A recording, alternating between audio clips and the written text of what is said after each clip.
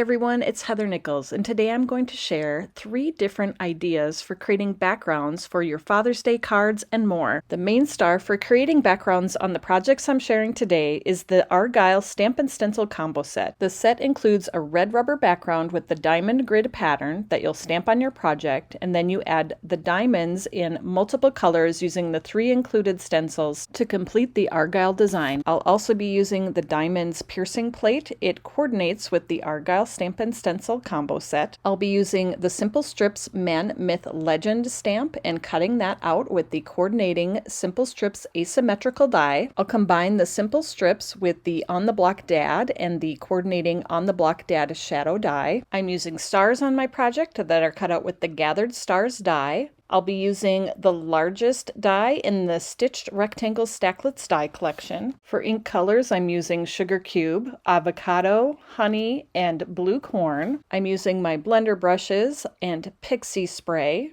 And then I also will be using foam sticky strips and multimedia matte liquid adhesive. I'm going to show you 3 different backgrounds today, and on 2 of them I'll be using the diamonds piercing plate. This plate is unique from other cutting plates because it does not have a cutting edge around the outside. It will only impress the diamond design into your piece of cardstock. So you can use this on different sizes of cardstock, but also you could tip the plate in different directions or use it as just a border without it cutting into your cardstock.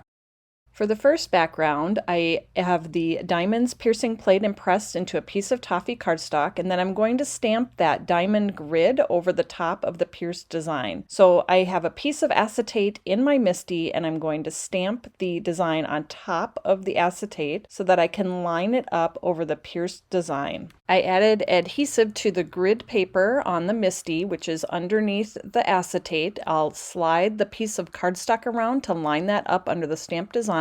And once it's in place, I'll just press with my fingers to adhere the cardstock to the grid paper. I'll remove the acetate and then I will stamp the grid design onto the pierced piece of cardstock. I'm stamping the diamond grid design with Sugar Cube ink. For another one of my backgrounds, I'm stamping the diamond grid design on a piece of Toffee cardstock that is just plain. It does not have the diamond piercing impression into it, and so I will ink my stamp up with Sugar Cube ink and stamp that right on the Toffee cardstock. So now I have 3 bases to stencil the diamonds on into the backgrounds. One is just impressed with the diamonds piercing plate, one has just the stamp of the diamond grid, and one has both. And then here are the 3 stencils. They have etched lines so that you can line them up with the crisscross shape of the diamond grid. The stencils are also numbered so you can do them in that order if you would like. So I am going to use Pixie Spray on the back of my stencils to hold everything in place while I do my ink blending, and we'll start with the first stencil. I use the etched alignment guides to line up the stencil over the top of the stamped diamond grid pattern. Once that was in place, I used my blender brushes to apply Avocado ink through the stencil. On the piece of cardstock that only has the pierced design, I lined up the stencil with the pierced lines that create the diamond grid.